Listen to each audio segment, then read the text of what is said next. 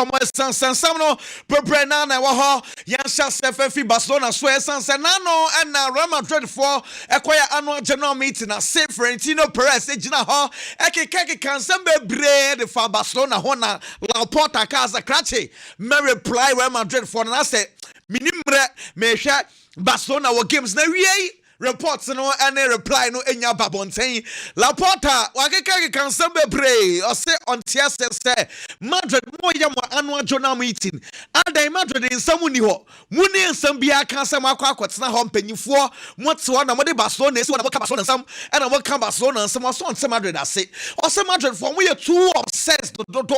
as bibia mo da sorry Barcelona mo kwada Barcelona mo sorry Barcelona mo didi Barcelona or so on nsam ase de be biano ntimi se Barcelona o se Barcelona from 2004 e copy 2015 Real Madrid 4 years some be discredit team e fan Barcelona for and the FIFA na emboa mo and na bo no kra anya fe and na bo na mo bo o se de bia say say o time pa Madrid for edema Barcelona nya sam ketwa o se open kwofo a refis e favor mo pa no a o se Real Madrid for o se na no o se Real Madrid ni Elche Jude Bellingham had de born man ko ball no anka sansa refi anka hwe afa so Vinicius Junior ede ne nan ekotia ina kipe na nim o se boy no kra no hwene na se no hwene ne moja eba refi anka hwe enso so munyina mu hwe a mo se betwa mo te se refi fo no anye e no mo peba so no se ono o evidence obeka asem de a kyerɛn ana Laporta yi document bi ede be kyerɛn se hwɛ wo dwane wo television no so a Laporta say Referees Association for no more muyi referees ema many bedi games no omo panyimfo ni nyina either some Real Madrid for socials either some former Real Madrid players and also why adwuma Real Madrid play also evidence no dey abekire no we mu nyina o check list no a Alfonso Jordana ono no former Real Madrid player 1911 to 1912 obeye panyi enso ho Carlos Vega ho o share list ni mu nyina no omo so omo nyina Real Madrid for enso so won so Barcelona for na be complaints also dey bia Madrid for sorry and some no more can and a central for Bisan said Madrid for no almost say Javier Tabas or Nipa Bonini young Pamini feel a lega or say Madrid ni bia cancer Javier Tabas say Nipa Bonini among cancer Madrid for some Nipa Bon for Javier Tabas though omo Barcelona for no many issues name who pe obia or ya rare person pan or say Javier Tabas hey Laporta we can we to Barcelona ni ne de bia was say Javier Tabas so a o president say Javier Tabas or a fantastic president or say Juma Tebas ayama La Liga no so far oyama La Liga no ekonenim kama o se saade na oye no e na Madrid for ne time no o ma start take kake kan some say yanyi papa no enso enfen free ho eno ensem Laporta enso e kanade wa che na dwen ye po se Madrid for no obi anya din sansensam no o so enso so ne yansam a eno so pie fi also eba diamete say and a slot result no say ya na bekwa Liverpool for start say arrangement bakum yenu miansa de metena say ya na bekwa na papa yi result no gusu anu so olusu a on beka che yegen club say yegen club edwuma na ye pese ye de ma no wo de yerim say edwuma no nto aso na bom but what for Liverpool year season or the Liverpool year season here now papa your friend Luis Enrique so swab bet was until say ana bekwa Liverpool for be contact Luis Enrique of Paris Saint-Germain convincing say the entire PSG Champions League waje what here then huh. Brother be coach Liverpool nyamia to next season and no ensema matter Liverpool for and so arrangements and also egusua ekoso and no Nuno Mendes and so esia kan edema Paris Saint-Germain de metena say ono so akwa prayer say na right tie no emu eya ne ya ama say ono so next game PSG and Monaco ebo no ono so entimi mobo ni bi say Hakim Yepra Desaido Epra and apprentice for Nuno Mendes ono so de ni pra no and so abeka Adam Watson esia kan edema Crystal Palace ya can't a lot of clubs say you're interested in him. Through Manchester United and I say Sana yes Manchester City for asuma scouts. Bebre most times I'm quite on why woody no makwatna ho. Yes, some monitor Brunton papa. Now reports I'm gonna come on Manchester City in Brunton. One of the strengths they say young ball long passes afe composure or pressing the crown. Problem bien once you say Sadia no a convince Manchester City for the year pa. Intanya no crack Manchester United and Brant for Adam Watson and no a story and also a PFU by young Real Madrid for so yeah Madrid for preparations training grounds na nya sam ketwa wonim say na Madrid for training no almost a Marvel jersey na sa Marvel jersey a ya dia bro mo say training way sa jerseys we ya no wo be she na nya sam ketwa san say anra coach ama players no etne fi obi age na home na obi abaye except for few players Real Madrid for prepare for game against Girona Tibu Courtois finally oya back Camavinga finally ono so oya back o kai say Camavinga nano abrom ni Olympiacos ebo no se ne hwene no ontimi kura home ama kwose battles wo kakra de bubusuo edigugugu ne hwene mu a say waba o training normal Antonio Rudiger de metena say ene ono so e training nebom Antonio Rudiger de metena say ebia na wambo weekend game against Girona Madrid enso ni Girona de agbena wonim say the last two games o makwa Girona fie 3-0 and no ayan someone so apie fi oba de metena say Dean Hudson so possibly ono so betimi esia kan finally ono so e training kama na training grounds the one some na Fede Valverde and I didn't care pie na central for no ejina no bisanse he Madrid ya tete o se mokom ho a dressing room ntokwa obi emunamuna and also oh David bibia okay e dressing room Fede Valverde. Fede, para el chiringuito, ¿cómo está el vestuario? Bien. Mejor. ¿Fue ese comunicado tuyo? Fede, para el chiringuito, ¿cómo está el vestuario? Bien. Mejor. ¿Fue ese comunicado tuyo? Valverde no asasem pie ni was good omo dressing room wa ye ho just sesini ese kan yen so adema Barcelona wa kan sem bebre ho just sesini se he last season mu ana mu twa no o say Barcelona wan je capro o se kapre se Barcelona for tam de man no dabi ni nyina no se o se ono o terminate contract e wo Juventus no o di se mu se obetine fie onkobo bio e ma ni gini sika nyina awie Inti no the Juventus forecast or kase or return about be see kan enso e de amatim bia no a inti oyesa oba na Juventus for na kan is a krache wonim say contract e no sign ya ye terminate ma no woni wo kwan say say oba out of retirement inti sa oba ba che say otua 2 million euros at the maye na boy na say on Barcelona for kind of so Barcelona for so 2 million di ebenya eno aso so an nkaye waketu e no so okay no problem monfa sa 2 million no enfama Juventus into say last year bono de ball ma Barcelona ni nyina wanje kapre hey oja session nyame nhira opa sika no osisa sika no tam ni nyina do koma Juventus for no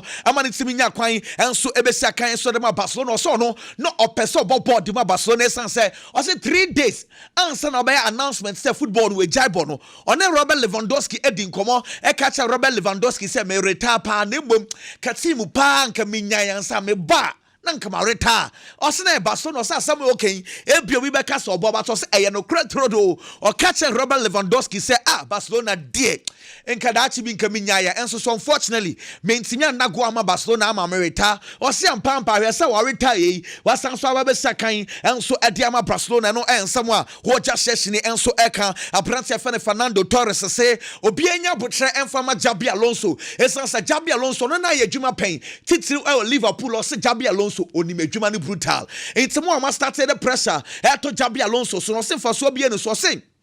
okay, some they actually say midfielders biano or say dodo on midfielders no some be coaches ah eya na omo successful sense so ye midfielder de bia wo instructions defender gina ha attacker me pass ball na ma ofa ha in so say de bia no instructions be breba o ye no e ball am also utimi ye top coach into feel say djuma apprentice for Jabi Alonso eye no munya no ho abotre enche kra edjuma no enso ebefa yenko Barcelona for training ground sense Barcelona for enso ego so nyame adumo Ochina Barcelona ni all of us makacha say Ochina a special day at my Barcelona sense Ochina Barcelona ana AD 126 years into our set team say the net training nyasam ketwa woni say Barcelona ni all of us training ni die na just said Hafinya ene Lamine Yamal ene titiru na cameras na eda almost so Pedri and upon the catch also we training kama Pedri awie wasan so aye training kama ede yama team my friend Barcelona team say bibia ekoye na moment na training grounds no ye hu Ronaldo e wo ho eno Barcelona for ye training Ronaldo na oni ho ene so sa Ronaldo ye hwehwe no ye hu no na ho asam ye ba be kan asam achira ede akire sansa amafo esu sister Ronaldo ho e bia na no okoye mistake against Chelsea no and ho popo ontimi emobo now se kobisa hansa flex Ronaldo no what to say among for say motivational as na boy na morally kra na bemebu and also say okay moral issues and now say bia so be motivation aba form see a shall be ama team no ehano de o say omu nyina ono kra ka ho bi o say the entire Barcelona team o say defeat no aha omu ye papa na mom de betimi aka che ni nyina say abrote fan Ronaldo o say ni yem boy ni complain say ni yem na ye ne ya enu nti na wentimi amobɔ ni bi ko bisa no say na no amoni Chelsea airport ye hu say wo yi Lamine Yamal efim na sana Lamine Yamal na nanim star bi kaka no say normal Monster for Shanama will create issues because I normal. Also on what body be paying. Oh, bobo, not say you free man. Or say, and wine pan or bobo now be in a film now best restaurant. Also, Sanya, my name away. I normal. And also, team no dear, no question woman say, or Murphy have finger papa. Now, so far training their cosono, have finger at the actress and pa, while you're ready in Tianya Butcher, be Biabekoye, and so no business and Yamia to my January. Say, Barcelona move to before Fran and also. On a deco and discuss January transfers. Name some did they are fine, but says the CA Pedi, Omunyan discuss she. And I sent training back say now must say a month for say or highlighting yet or supporters this is jai highlight the ball highlight now ubwe ebe good team yo Hansa Flex say mo bonti do do na munim Barcelona for style also munim wo se munim wa enka mun ka sa highlight some ne ko ti Hansa Flex also here ball no defenders mo fan show mo also midfielders press attackers press Hansa Flex. Okay, when we lose and when we get three goals, I think also it's very easy to say, okay, it was not a good match. It was not Barca. Normally it's like that. But you know, at the end, for me, also to make it clear also for all the experts outside, they have no idea how we want to play and what is necessary to play. I will not say with the high line, but I will say that we want to press. We want to press, and it's not only about the four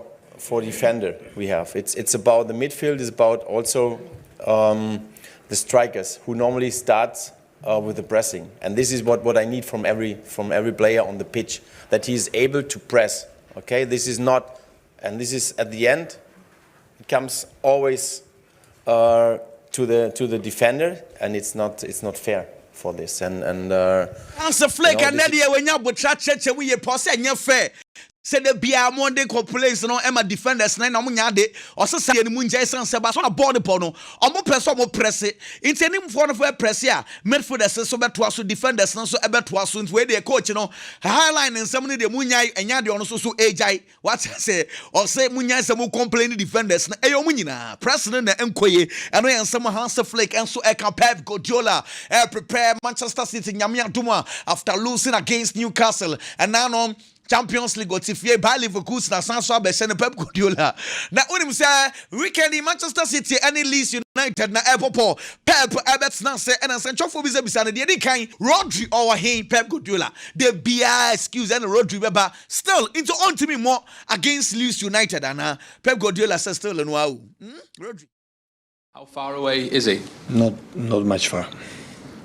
What is actually the specific issue that he's suffering with at the moment? It's still the hamstring problem from October? Mm-hmm. Okay. Erling Haaland obviously is having an incredible season for you. But in the Premier League, hamstring is from October still. Rodri and so anya fit. And as I'm sure for Ebisan say Bernardo Silva. Hey, our players they say we captain no eja amount for net 2 about wow utimi. O my players na 2 about you so captain and so Bernardo Silva there. Yes say hey doba into one kasa do say sibo say we are be your captain. Na yet it say AC Milan for Bernardo Silva, Juventus for Epeno, Benfica for Epeno. Na say contract and some next season Bernardo Silva bet na wa na Pep Guardiola's ono de boy no penasem pa boy ne ka so bet na why not but say de only boy ne ka bibia Bernardo, and if he want to stay I will be not delight more than delight and happy, but I don't talk about that subject with him, and also I want the best for his family, and of course I've been already 9 years here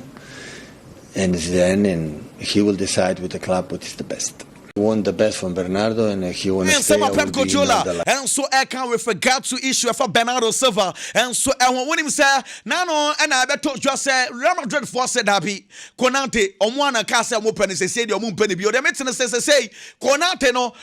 Comono, I start say, Paris Saint Germain, PG for no, I start say, any boy no, Edin Con say a buy, and a PG for no relaxing, say, Real Madrid be far could Madrid for Casa Moon pay, the maintenance and Comono, I start say, Air Coso, Sir PG for no so person fa a brand Stefan Ibrahim Konate yeba twan the baby and a buyer want some and so at the bro ano and a magay says say no one some start say e babio essence boy na busuan for na no be kan say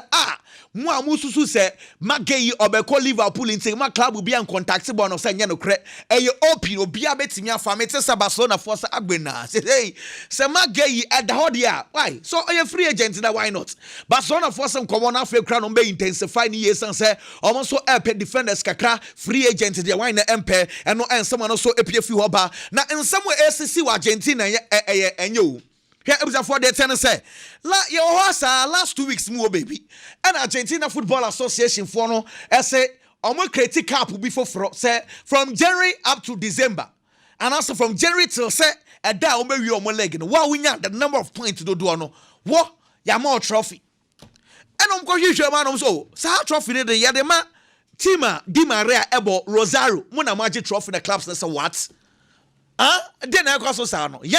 clubs no ya na eto abade ma mo ya den mo create cap e de ama Di Maria mo say Di Maria mo na enje sa trophy no na Argentina Football Association o wan fi o mo kra no so master crash mo nkomo mo ball ya the trophy ne di mema Rosario for no na game na e koso no team e fa na Expediente and Rosario for na ebo and mo ehwate Expediente for na say mo kwa mo nya God of fan and famo mo na mo so okay yen oh na onim say Expediente for no omo president Sebastian Veron former Manchester United last year Argentina for midfielder no catch the place na masa mo nya sa mo kwa for no say mo ba park no so ye be protest mo ndane wachi mfama mo na somebody be asre into your television no so and mama mo place ni nyina dan wo mo chi say yen pa yen bobo nsem mfama mo Argentina Football Association for no mo an mo create cap Di Maria wo na wo di animu na mo yes bi nsem nu Argentina ho sa no na Argentina Football Association say sa mo gu animu ase ene etie Sebastian Veron wo na wo president 6 months ya ban no kwatina fie ye ma onya djuma obi e Argentina ho afei so plus no mo amoye sade ni bia obi a 2 matches wo so wo ye captain a wo shama plus ne so AS no wo so 6 months and as say oba na enyema mu so ye na obechi good behavior ye ba na 3 months enso e dia ma wo eno ayensam ni bia eno so ekoso ne asem we bi de Argentina pa nsam ni bi de South America hono na to the bia mu football no style bi kakra hwe se Bolivia e bi for yenko Bolivia na me cause ka some so nchao Real Orero any team your friend blooming and a boy game no dia and 2-2 record o ma set ne say red card mako 17 aden South America foi o menya video no dia mama na nya sam ketwa ultimu say boys na TSC Park no te hwe game na ekosta posifo at TSC Park no so e no mo pata ana posifo hwe ngofo yi to tie gas so still ndokwa oh bo South America de to bia and some be a hard dream power nti ni nyina ne wie no referee no say krache yakohwe video no red card mako 17 ana esi game no and some bia and so e so ho yento so na yemfa stories e so enfam bro wonim say Stuttgart for Bobo Abrantia Real Madrid for Peno Manchester United for Penny for Angelo Stiller say we say be Mr. Kan wo hwa no a ne hwene na peja kakra na no a omo bobo na go ahead midfielder baako etimi hwa akora ne hwene na otwetwe na ohuru boy no park no say sebi akora no hwene so too much na asem na Wesley Sneijder say what e dey nsem hunu na ekoso sa no say professional player who rule young player say sebi ne hwene so o say boy no mo ampa ne hye no a onte ase da na boy ne ko bi say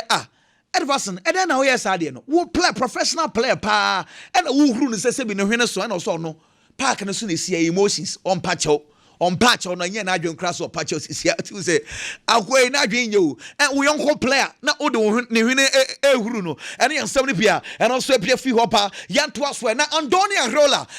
Antoine Semenyo coach say Semenyo last game a bomb of a point one mobi na Yakobisa coach na say Antoine Semenyo no or he Ghana 4% who Semenyo na weekend di obebo board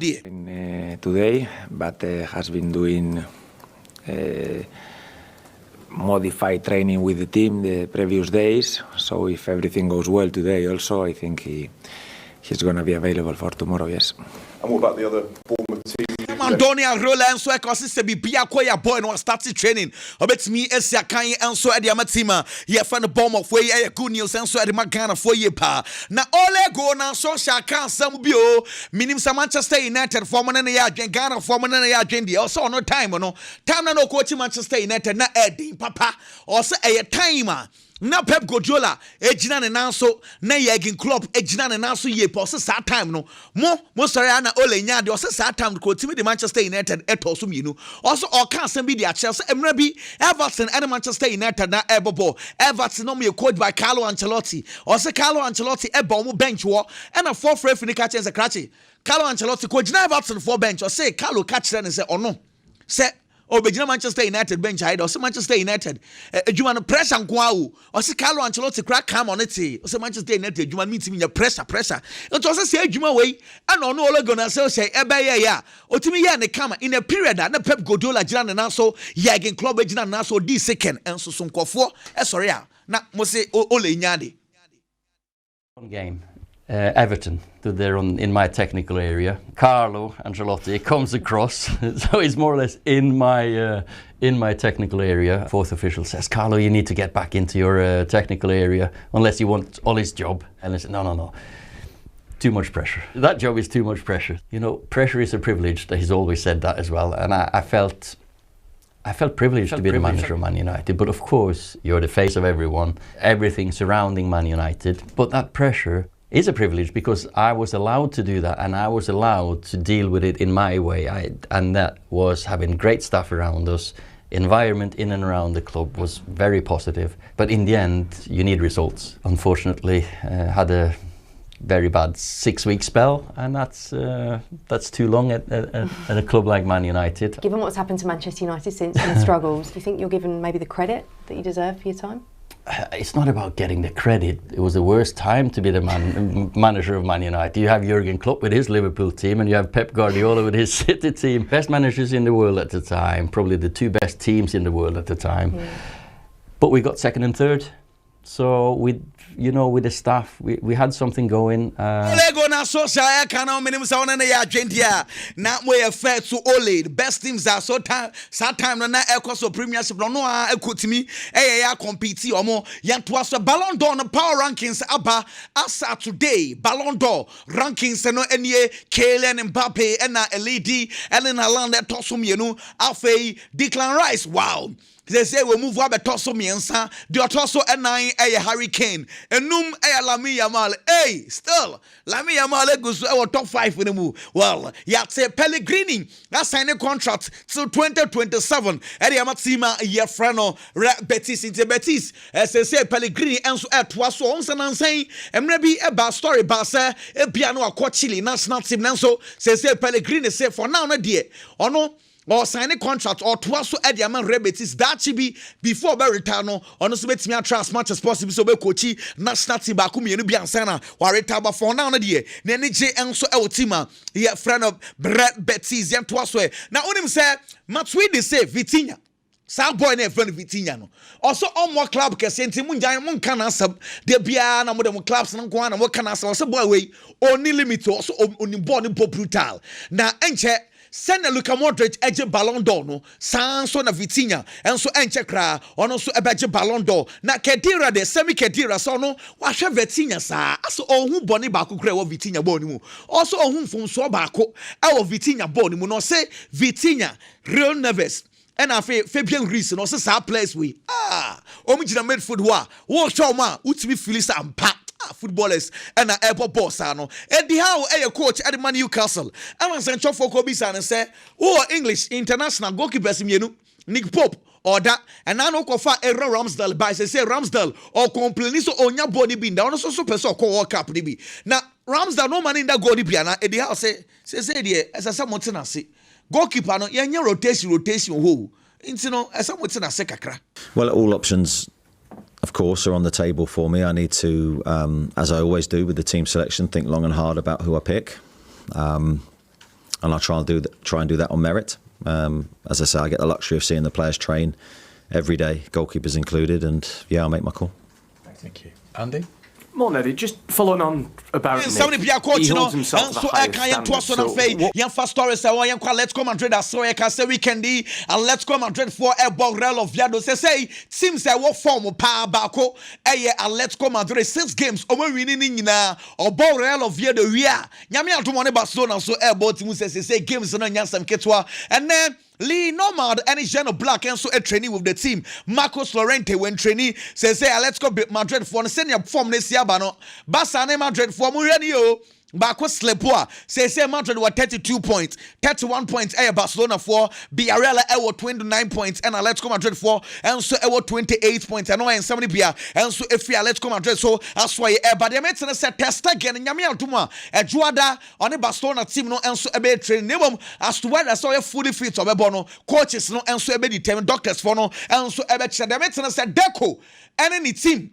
Bohan Kekich say so my contact Alejandro Gilmando ni agent and start say any need din come say bueno and sound return back to Barcelona. It was a 4-way and now no share Manchester City by Leverkusen for left back no Osaka Edema Barcelona ofi Barcelona 2015 and a call team my friend Benfica wa kwanantia say we did 30 years Barcelona since Ken went away. Yeah, for Omenya, no, I have a left back one on their branch of Alejandro Baldi, and so I compete. Way says they'll call the Spanish national team left back and say Kukurele Niwa. On on the airport, Barcelona starting Comono, Yabaha, say Ebia Deco, bet me make it deal no, and so sharp at the medicine, by Munch and Far Rangy, meeting between by Munch and Fon Penny for any hurricane in United States season, no, almost say, I'm on time man in Bannery, and Yamia Dumwa, 1st of February. How many hurricane and so any agent Ebert na say contract extension I was so much as much as possible so on be extended Christopher Food penny and so Edma by Munchen and Mubi Sans and Yami Aduma January by Munchen mobile top players and now Papa say dear or no football no the West Sheffield football muso ontimi kasa dapi nemom de betimi can say as at this stage there Alfonso Davis of injury eba Hiriko Ito of injury eba Jamal Musiala of injury eba it's already chronofull say January no matter players that sa players ye pray omo so na eba Sofiane Amrabat and enyanika oni Anthony so any Isco Equisia and 9 pan and Yasam Ketwa Amrabat today looks like oh you okay and then about training come we can be a Real Betis and Sevilla and airport and Uncle Bisa and Sacrache born webo piana Amrabat say onim afino kosia doctors na e wono be se bia ball no obebo bia na se onbo bi asam na sie na na ehu o se 2+ mo amubo team baako na mo team 9 oh Debbie abisa for okọ London na CAF say AFCON no CAF for some beton papa until the one in London say o must start say and omoye adverts and so e London say CAF for them so mo international omo ton African football ni ye pa ano yen 70 piano so if you about